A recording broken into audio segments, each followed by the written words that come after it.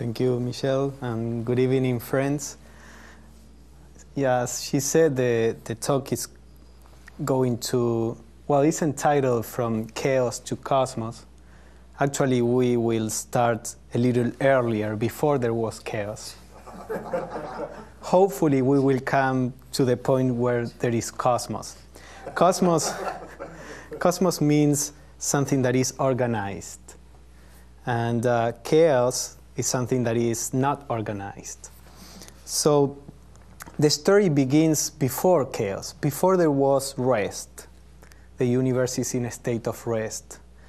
And then there is an awakening, and when we wake up, then chaos begins.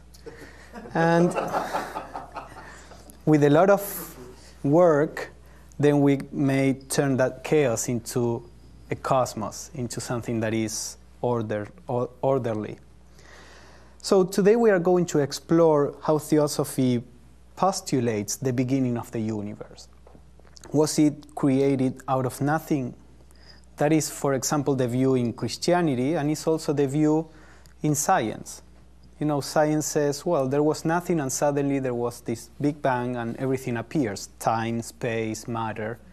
Before that, there was nothing. So how was this transition? We don't know.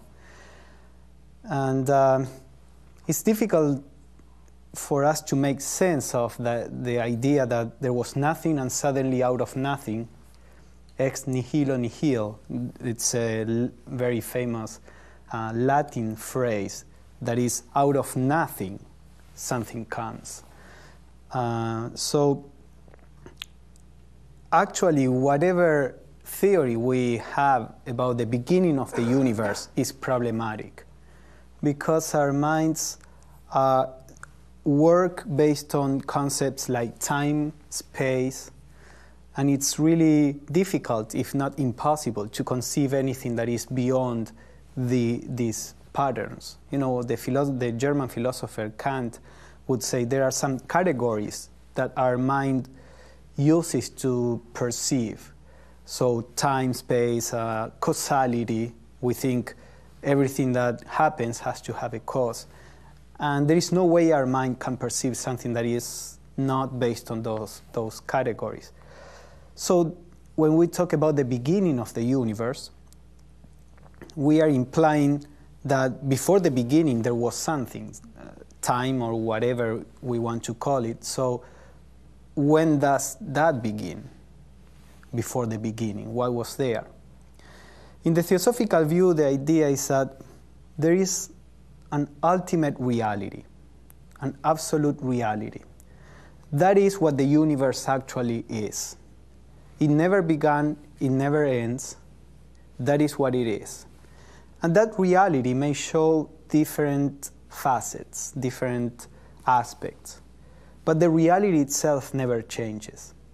So whether there is a universe like we have now with galaxies and planets and life, or whether there is not a universe and there is only space, this reality is always there, always remains the same.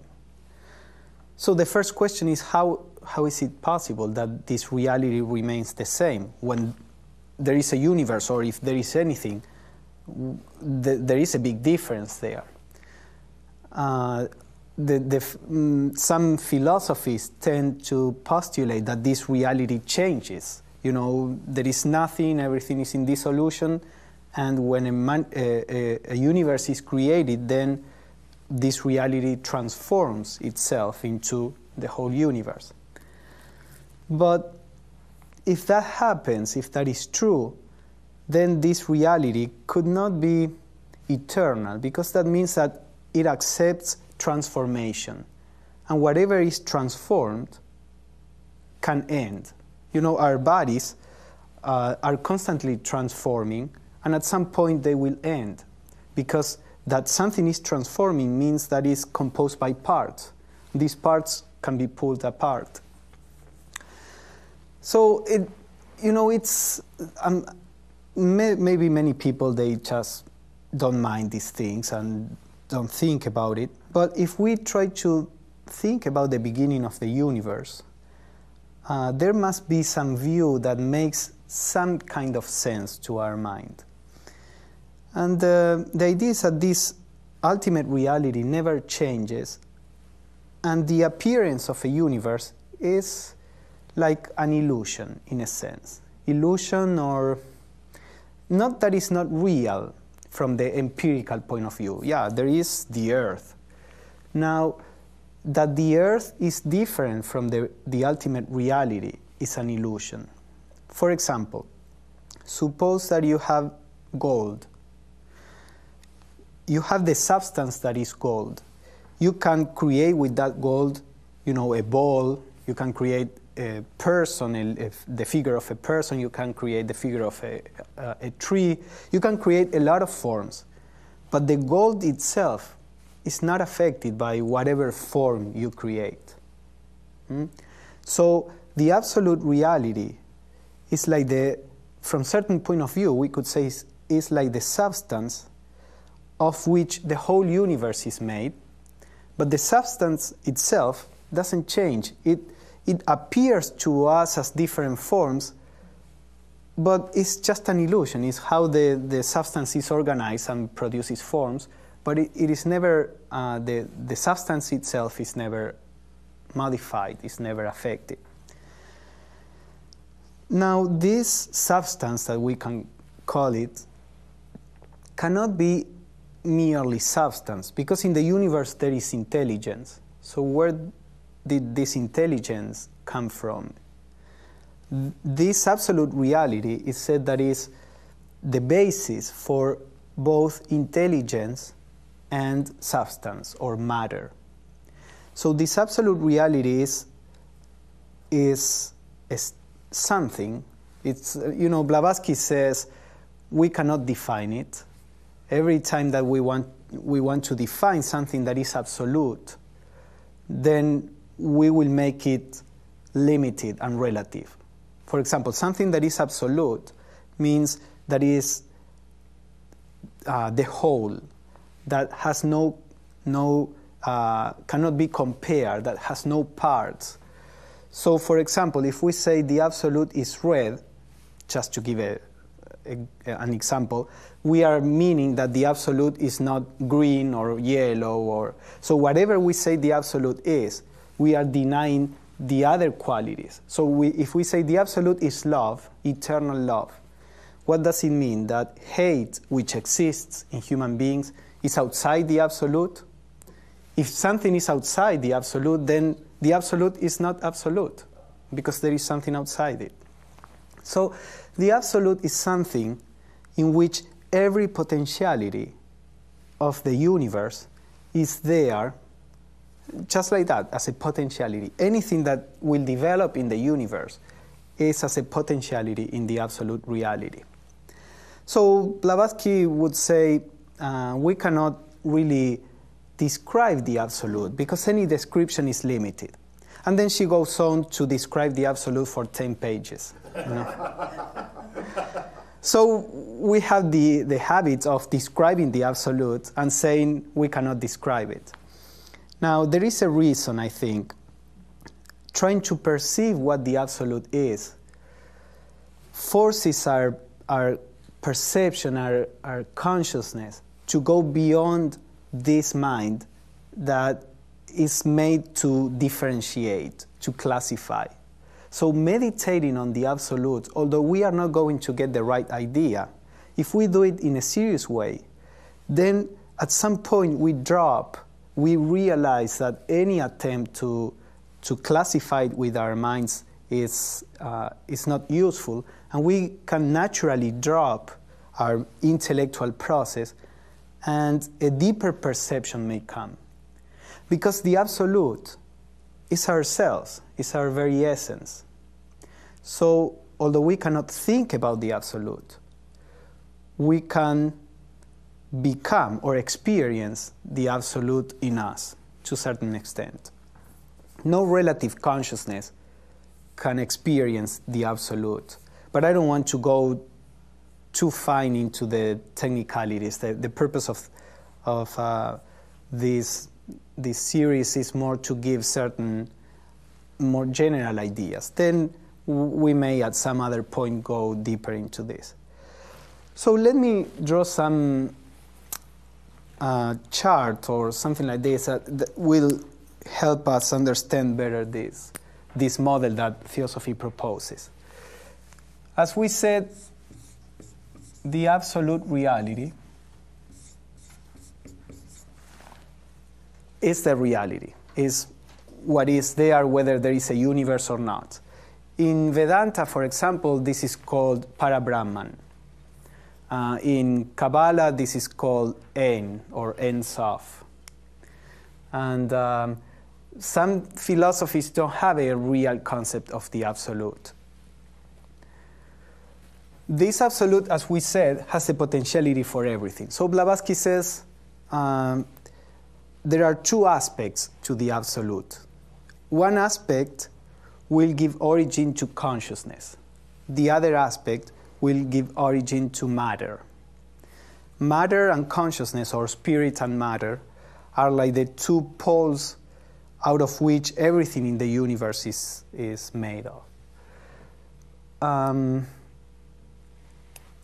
So she would say these two aspects are the abstract motion in a very abstract way, as a principle. You know, consciousness is based on motion. For example, if you leave your hand, touching something without moving it at all, after a while you cannot feel it. If there is a smell in the room and it's constant, after a while you cannot feel it. We need the contrast, we need change, motion for us to be aware of anything. Whatever is permanent, we stop being aware. So the other aspect is the abstract space, which at the same time is substance. In the Theosophical view, there is no empty space.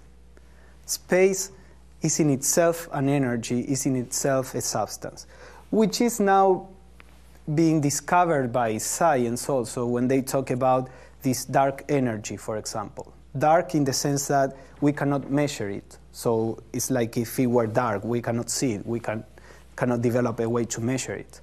Actually, the absolute is many times referred to in the Theosophical literature as the eternal darkness. Darkness not in the sense of evil. Darkness in the sense that it's beyond any perception. For us, for our intellect, it's just darkness. And science is talking about dark matter, dark energy. And what they say, as long as I understand it, is that this dark energy seems to be like a quality of space itself. If you get, a piece of space and you stretch it, in certain kind of physics you can do this, not actually, but mathematically, you would be generating energy.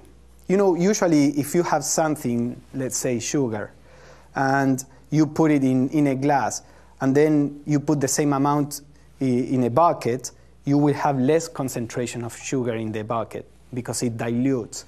This dark energy, what they see is that when you stretch the space, the energy is not diluted. Actually, you generate energy.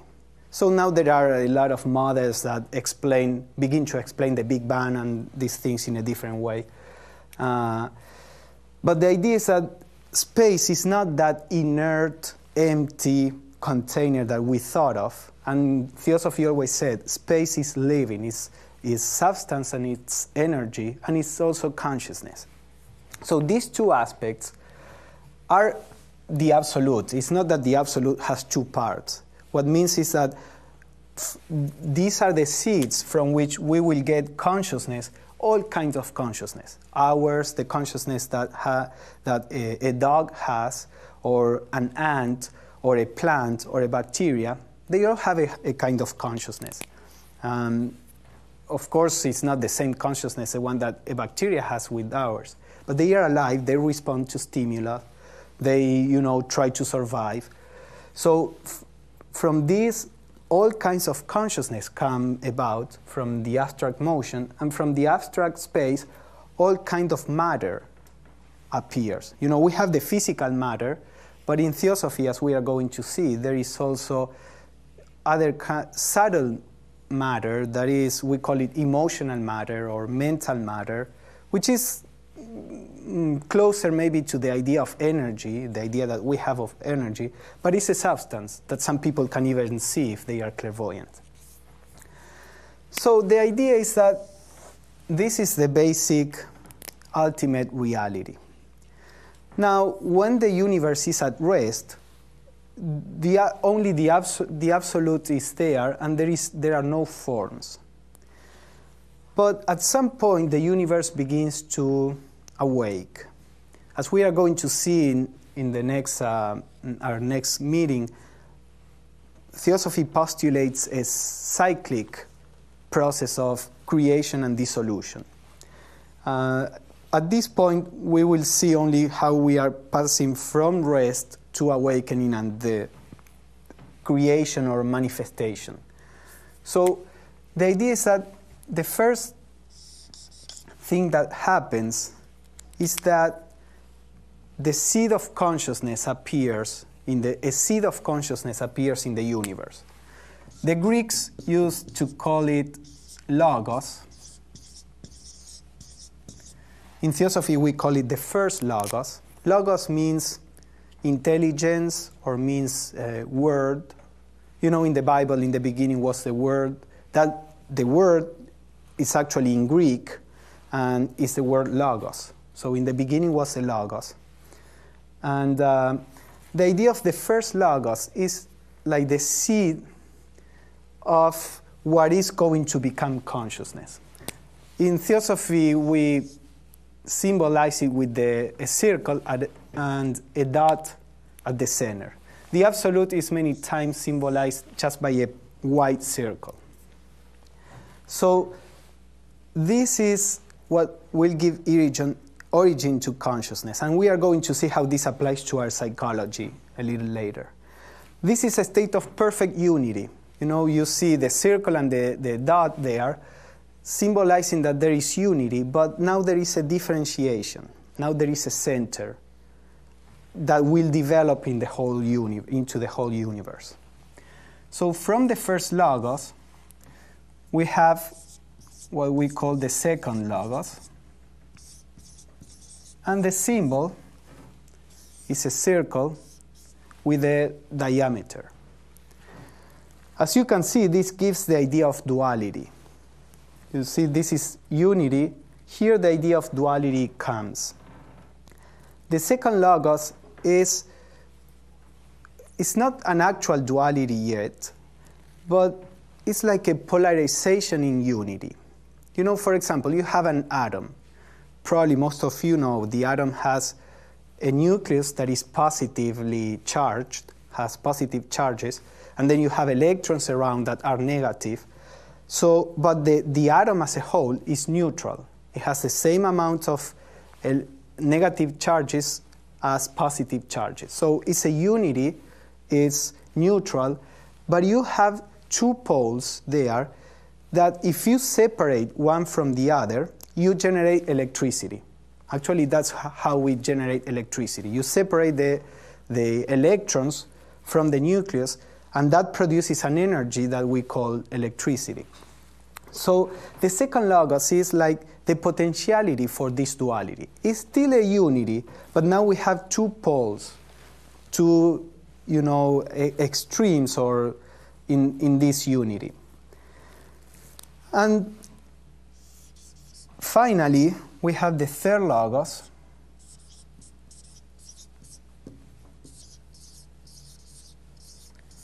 which it's related to trinities, to triads, to three elements. Most of the religions talk about different trinities. In Christianity, we know Father, Son, Holy Spirit. In Hinduism, they have Vishnu, Shiva, Brahma, the Trimurti. And in many traditions, philosophical and spiritual, they talk about these trinities. So the third logos, which is symbolized by a circle with a cross, it's an evolution from the second logos. Now a vertical line appears, symbolizing that the universe now is unfolding. So the idea is that up to this point, to the second logos, the universe is still waking up, so to say. There is not creation, or as we call it in Theosophy, manifestation. The universe is not manifested. It is with the third logos that matter and spirit separate, and the whole cosmos is created. So what are the three elements in this logos? This polarity, which still was a unity, now at the level of the third logos becomes actually a duality. And again, actually, relatively speaking, everything is one. But from a certain point of view, spirit and matter separate from each other. So you have, let me put here, spirit, and you have matter. Now what happens? Pythagoras used to say that there is nothing that is really dual. There is no duality in the universe. Because as soon as you separate the two poles, a third element appears. Just as we said with electricity. You know, as soon as you separate the electrons from the nucleus, then you generate this tension that generates a third force. So once you separate spirit from matter, a third element appears, which is life or energy. Let us call it life. In Theosophical literature, this is called Fohat, for those who know about this. Fohat is a term that we really don't know where it comes from. Blavatsky says that it is Tibetan, but it doesn't seem to be Tibetan. But this trinity of pure spirit, pure matter, and the universal life is the third logos. This is what is closer to our idea of God, in a sense. The third logos is the center of consciousness, life, and matter that generates the whole universe. Up to here, this was like a process of development, but the universe was not there yet. It is only with the third logos that we begin to have really a universe. When we talk about spirit and matter, we are talking about like the archetypes of spirit and matter. Archetypes in the sense of the highest conception that you can get of spirit and matter. We are not talking about this matter, physical matter. We are talking about the root of matter, something that is still very subtle, invisible to our senses, but is what is going to generate all the forms of matter. So the idea is that out of this trinity, what we call the spirit, that in Theosophical literature you can find it as the universal mind. The universal mind in Sanskrit is Mahat, M-A-H-A-T. Mahat, they use this term in Hinduism. So it means universal mind. The universal mind is the intelligence behind the universe, and it permeates everything. The intelligence of nature that we talk about is the universal mind acting through nature. The instinct in animals is the universal mind acting through animals. What we call our intelligence is the universal mind acting through human beings. This is the universal intelligence, which manifests in different ways. This is also the source of what we call the laws of nature. The universe is very ordered. Everything has a very precise order. So that order is an expression of this universal mind. Now, this universal mind is not a mind like what we usually think of as a mind. It's not a human mind. We have to take this idea of universal mind in a more abstract way. It's not a person that is thinking and saying, okay, how am I going to create the universe now? You know, and trying to choose. We use human words because that's the only thing we have. So in a sense, what is a mind in ourselves, this principle is in the universe. So therefore we call it universal mind. But let us not take it in an anthropomorphic way, you know, as if it were a human being. Now, matter is like the raw material out of which the whole universe will be produced. And this life or energy is the actual power behind the universe. So the idea is that from the intelligence that is in the universal mind, through this cosmic energy, that the divine plan, so to say, that is in the universal mind, is manifested in matter. So we have the plan, we have how the plan is going to be executed, and then we have the raw material on which the plan will be executed. These are all symbolic models because we can see these things in ourselves, in our psychology, and we can see these things everywhere if we know how to look at it. So these are like models that you can apply to different things. For example, when clairvoyants look at our process of thinking, they see that every time we think something, we produce a form.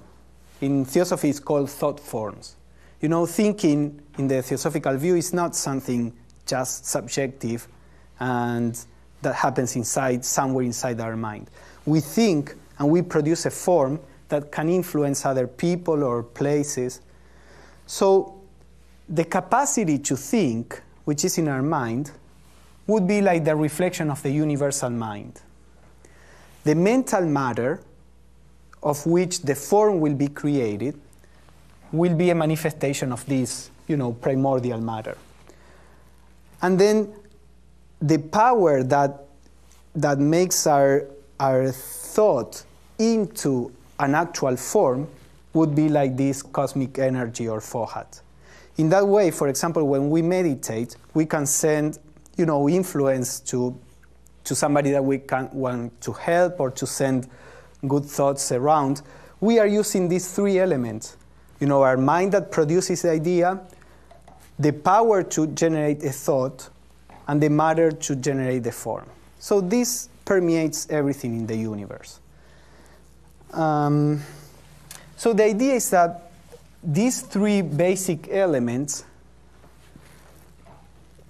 or the energy following the plan that is in the universal mind, begins to work on matter, on this primordial matter. And in Theosophy, it is said that it generates 7 planes or dimensions, 7 different kinds of matter. So usually we draw them like if they were layers. They are not. But so we have usually it is said the 4 lower planes are more material, and the 3 higher planes are more spiritual. We will see this in the series that will come later. I'm giving you a general idea. So spiritual, well, let's say material. Now, why 7? Why not 6 or 4 or whatever? Well, it could be, you know, we can classify things in different ways. But there is a reason why 7 and not 6. 7 is the amount of combinations that you get out of 3 elements. Remember that we have, remember that we have the third logos where there are three elements. Let's say spirit, energy, and matter. So if you are going to combine those three elements, there are 7 combinations. For example, let's suppose there is spirit is more predominant than energy and then matter. So you have, for example, an angel, something where matter is not predominant and spirit and energy is much more predominant. So to say, I'm trying to give an example.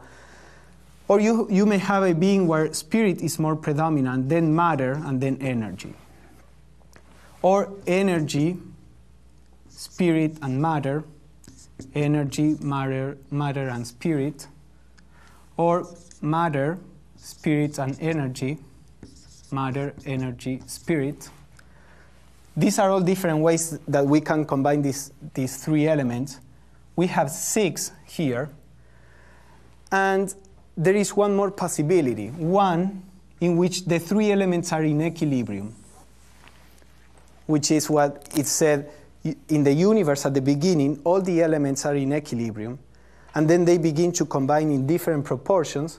So we generate 1 plus 6, and those are the 7 planes. So the first plane is a plane where everything is in equilibrium. And then it begins to become more and more dense, so it creates a different kind of matter until we get to the densest matter, where we see a lot of matter, we see energy, and we see very little of spirit, which is a physical matter, so to say. So this is, one justification of why 7 out of 3. So the idea is that everything in the universe is 7-fold. There are 7 principles in ourselves as human beings. There are 7 principles in the whole cosmos. And some entities have active only the higher principles. Some entities have active only the lower principles. In human beings, the idea is that we need to, or human beings are is the stage of evolution where all the elements will be activated. It's not that it's more important than any other. It's a particular stage where everything is activated. In angels, for example, they don't have physical bodies, they don't have lower natures. Or animals, they don't have an active spiritual nature. It is in human beings where the 3 are, where the 2 or 3, if we talk about spirit, mind, and body, are active. Then as evolution goes on past the human stage, we let go of the lower principles. So I mentioned this not to give the idea that man or human beings is the pinnacle of creation. There is a further evolution past human beings. So the idea is that through this process, first we have the different logos, then there is the differentiation of matter in different planes. We have the 7 planes. And then the stage is set up for the process of evolution, to begin. The process of evolution we are going to study later in the series, but basically it's a journey inside this stage that is set up at the beginning of the universe. Eventually, the opposite process will happen. Matter will begin to dissolve and go back to the original state. So the third logos will also be dissolved, the second logos and the third logos, and everything will stay in the absolute rest, which is the absolute unity. So you see that none of these principles are eternal, except the absolute. The third logos, which could be considered as the creator, the third logos, remember, spirit, energy, and matter, that's what creates the universe, lasts as long as the universe itself. So every new universe, there is a new third logos, there is a new second logos, and a new first logos. That's why in Theosophy we say the only thing that is real, in the sense that never changes, that never goes into sleep or awakens, is the absolute reality. And that absolute reality is the essence of everything, of the logos, of ourselves, of animals. It's all a play within the absolute reality. So the idea is that when manifestation begins, it's like if we are putting a veil on reality, because when we generate all this kind of matter, we lose perception, we lose the perception of the unity. Now we see a lot of different things. So it's like a veil falls and hides what is real. So for the time being, we think we are not the whole. And that has a purpose. There is a reason why we fall into this illusion. But the whole process of evolution happens within this illusion that we are separate. If we keep the perception that we are all one, there is no evolution, because, as we said, the absolute doesn't change. With every new universe, the absolute remains the same. There is no evolution at the level of the absolute. There is only evolution in the stages that appear, once and again. So the process of evolution, as we are going to see, of spiritual evolution, is the process of coming back to unity. As we see here, we are coming from the absolute, so to say. The absolute is everywhere, but we are coming from this state where there is no form, and we plunge into matter. And then what we are trying to do is to realize that we are not this separation that we see.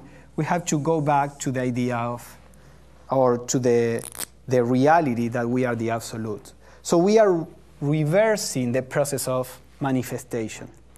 And that is what we try to do in meditation, isn't it? Because in meditation we are trying to get to a place of silence, of not motion and agitation and multiplicity of perception. We are actually going this way.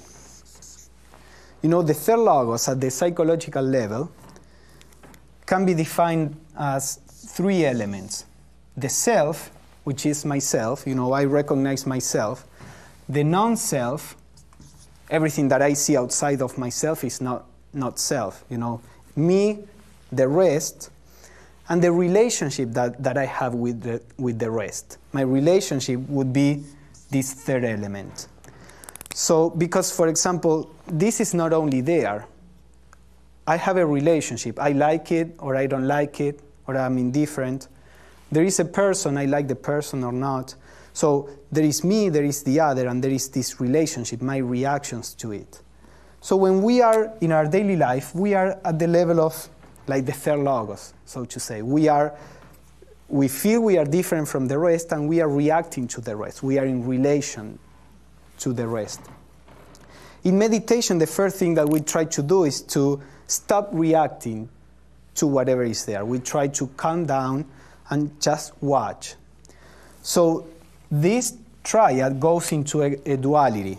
There is me, the self, there is the non-self, but I try not to react to the non-self. I just watch with equanimity without engaging. So we are going like from the third logos to the second logos, if we take this as stages symbolically. Eventually we get to a place where there is a feeling where I lose the feeling that I'm different from the rest. I get to a certain state of unity where I don't differentiate myself from the rest. This is a state where the mind is calm. It's not generating ideas about what I am and the other is. When the mind is calm, there is a certain sense of unity. But I'm still there. Although with certain sense of unity, I am still there. That is the dot. That is the center. The real transcendental state comes when we go even beyond the idea that I am. And when we are really one with everything without any idea of me being one with everything. This is a state that, for example, in yoga is usually called samadhi. So in meditation, actually, we go through these stages because the idea is that these stages are like a formula for the manifestation of anything in the universe. Everything in the universe goes in some way through those stages. So we can see them applied to different, Blavatsky says, she actually writes in The Secret Doctrine how the creation of the embryo, in a woman, follows the same stages as the creation of a universe. So in Theosophy, usually this model that there are certain patterns that are followed everywhere in nature is postulated. So this is more or less what I wanted to share tonight, to have a general idea so that we can talk about, in the following talks, we can explore the process of evolution itself and why we are here and what's the purpose of this evolution. And then also we are also going to explore what are the different aspects of dimension in a human being. But it is necessary to have a general idea of this, because that will give us, if this inspires us, or if we like to have a model, that will give us some tools to understand deeply what we have to do and how we have to do it. So is there any comments or question? Michelle, the mic. Ed has a question. Really? That's surprising. I noticed how you veiled the oneness of the board with all these ideas. Yeah. Sometimes I say, the absolute is the board, and there are 6 planes on top of it, which is, that's a good. And you avoided abstract space altogether. Mm-hmm. You're not saying the first logos comes straight from abstract motion only, are you? Oh, that's the... Right. I see what you say. Oh, in that sense. Yeah, well, actually not. It's a little more complicated. Yeah. But I'm not going to go into that. But the first logos, every one of the logos has these 2 aspects, what we could call the consciousness aspect and the matter aspect, or the positive and the negative. So I was focusing more on the consciousness aspect, but along with the first logos, we have here what in Theosophy is sometimes called Mula Prakriti, using a Hindu term, which is the root of matter. It's a very abstract root of matter. It's not even this primordial matter that we are talking at this point. So then that root of matter, or root substance, develops into something a little more concrete, which many times in Theosophy is called Swabhavat. It's a Buddhist word. I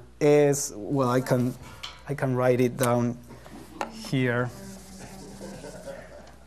So Swabhavat.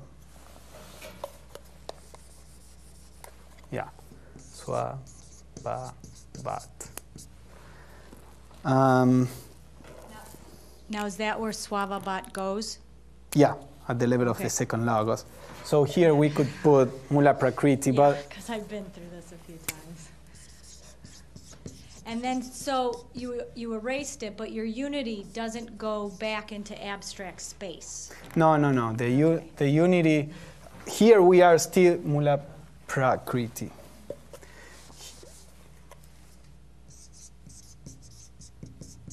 I just saw there was an asymmetry to your... Yeah, I see what you say. But, I know. and there here, this primordial matter that we were talking about, sometimes in the Secret Doctrine, is referred as Akasha. This is the Akasha. No. Now, is that the same Akasha that we hear everybody else talking about? Not really. I mean, the Akasha, when we hear about Akashic records and all that, is like a lower manifestation of Akasha.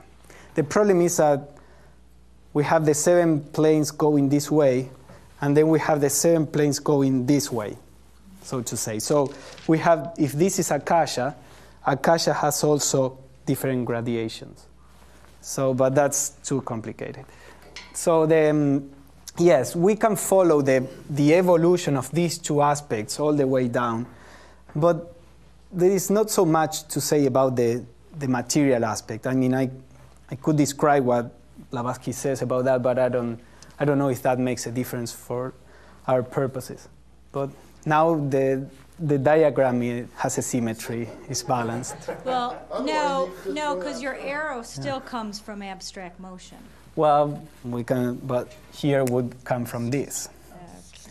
This is the evolution of, here only these 2 are kind of different. And then the third logos should be called, if we are talking about only of the consciousness aspect, should be called the cosmic ideation. And the 2 aspects, or actually the 3 with Fohat, is the third logos. But sometimes, we talk of the logos as to refer to the consciousness aspect. There was one sort of question, and it was, I suspect that Fohat may be what we now call dark matter or dark energy. Yeah, probably dark matter is all this. We only know the last plane, that is the physical plane. This is the one that we can perceive. And dark matter, because how do they know that there is some matter there? They know it by indirect means. They know that there is something that is affecting gravity. So they say there has to be, matter there, because we see how the gravity is distorted. So they are inferring that there is some matter, but they cannot see it. So maybe in some way this subtler matter is affecting gravity, but it's not on the physical plane. The physical plane is the plane that we see. Or maybe it's only the etheric matter. I don't want to go into that. And that dark energy is probably an aspect of Fohat.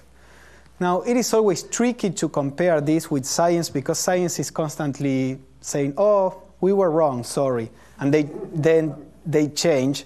And you did all this comparison, and then science says, but that was wrong. So, I don't like to compare science with spirituality or with theosophy or Hinduism.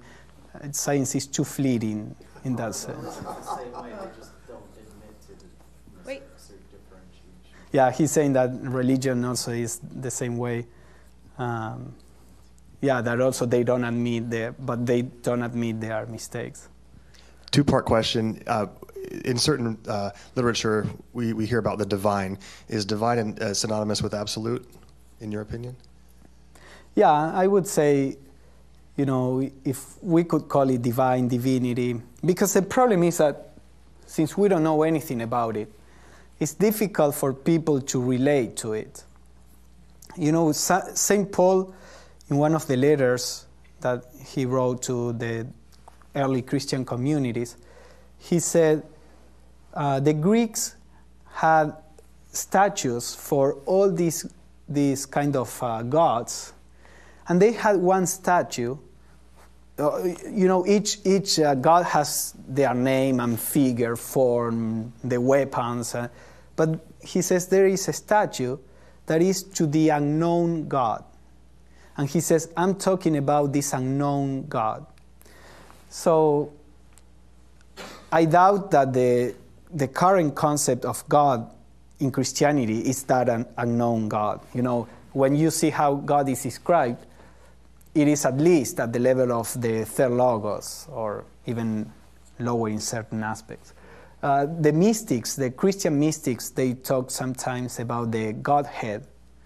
And that Godhead is closer to the absolute, or at least to the first logos, because it's the divine without attributes. You know, the divine that is beyond anger, hate, love, compassion. It's something that is beyond these changing emotions. So we could call the absolute the divine. It would be risky because we usually, you know, associate the divine with an entity. But the absolute is definitely the real. So there can be a sense of sacredness about the absolute. You mentioned that it doesn't change and the evolution happens at the levels below the absolute. But then what's the purpose, though? I kind of feel that, or it sounds like the absolute decides to drop into matter in order to evolve and then return with experience. Blavatsky was asked that question, and what she said is, I don't know, go ask the absolute. In another occasion, she said, I don't know, I'm not in good terms with the absolute, so probably because I always say this, you know, because she knew what she was talking about. Since I don't know what I'm talking about, I can give you an answer. You know, in some philosophies, they say the absolute desire to create creation because he can know himself through creation. Creation is a mirror, or because of this or that, or out of love. These are all symbols.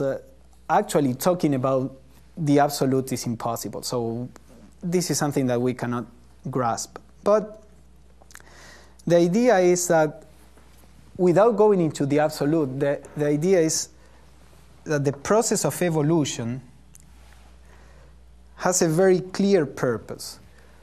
The purpose is to generate a kind of self-awareness. Very, you know, at this stage is a very basic and selfish self-awareness, and I think I am this separate from the rest.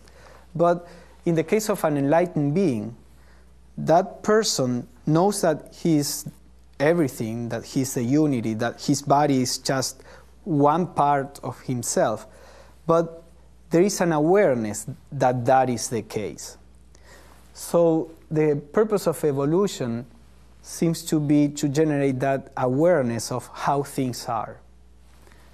And now, the absolute is not acquiring any awareness, but you could see it as this is, you know, the way the absolute is. Sometimes it shows the unmanifested aspect, and sometimes it shows the manifested aspect. I don't think we can give an answer to why, because then that would make the absolute be an entity that has a purpose, a desire, or something like that. But without going up there, at the level of evolution, there is a purpose. Even if we go back to the state of unity, we go back with an awareness of that unity. We studied, you know, so many times I put the example of a baby.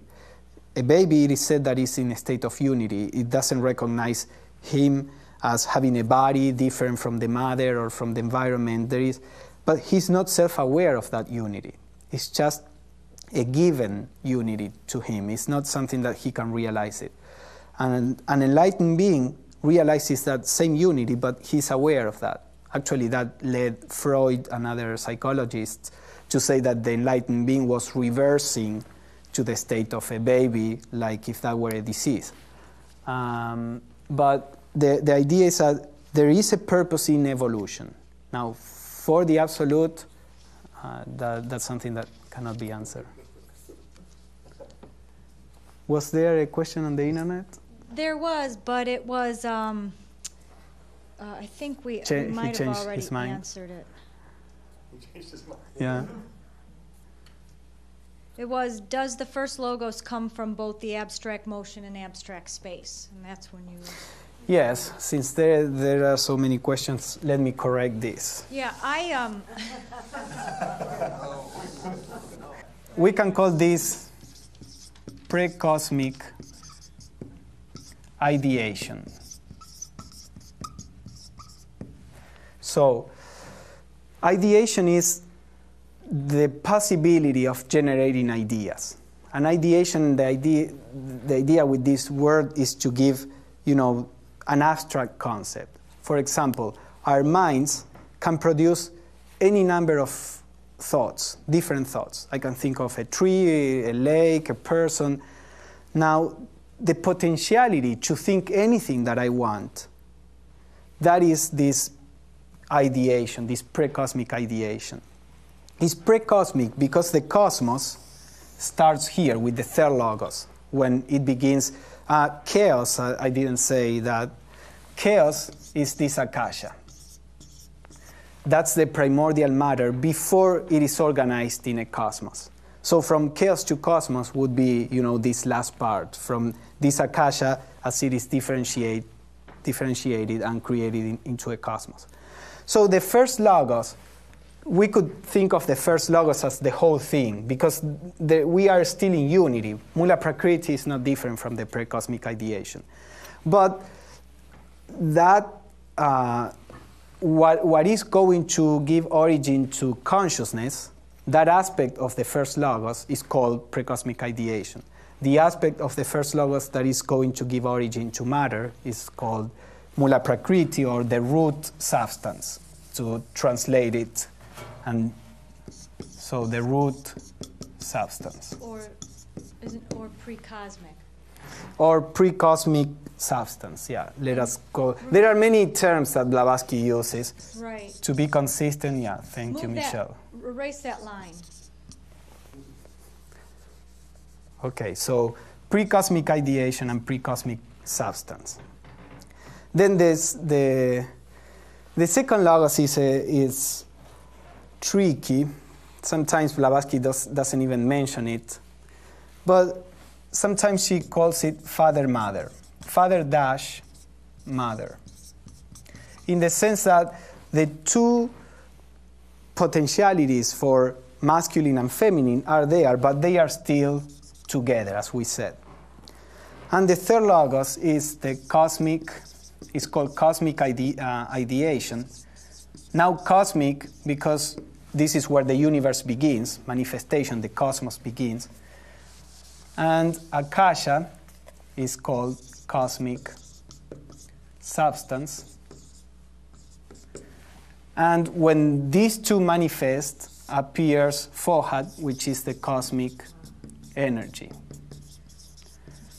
So the first logos is both aspects, the second logos is both aspects, and the third logos are the three principles. Now, at the beginning, I wanted to make it simpler and just mention the logos, but since you are too inquiring, Right. No, I have to make it more complex. I don't know where this applies, but Fohat is really the one that brings things together. It's because of Fohat. They're instructed, but not themselves. But the higher hierarchy, that what Fohat is supposed to do. Yeah, Fohat in this case is a cosmic energy. And Fohat is really, you know that in Greek mythology you have Eros and you have Cupid. The idea of Eros was the divine love, and Cupid was more as the human love. Fohat is the divine love because Fohat is that energy that brings things together. So we have the cosmic substance, which are, let's say, like atoms, that they are all separated, not related. And Fohat is the energy that brings them together and generates forms. So Fohat, our feeling of love, is an expression of Fohat at the human level at the moment. So Fohat manifests in different ways on different planes. At the physical level, Blavatsky said that Fohat is the electromagnetism. So all these principles, manifest in different ways on different planes. Any more questions or comments? When you say electricity, and when you say electromagnetism, another word for that is light. Mm-hmm. Yeah, he's asking, he says, would you say electricity, electromagnetism, another name for that is light? Yeah, actually, when Blavatsky wrote The Secret Doctrine, science didn't know about electromagnetism. They thought that electricity and magnetism were two different forces. And Blavatsky always said, Fohat is these two forces, electricity and magnetism. And in a few parts, especially in the Mahatma letters, they hint that these are one force. So electromagnetism and light is used a lot, both for Fohat and also for consciousness.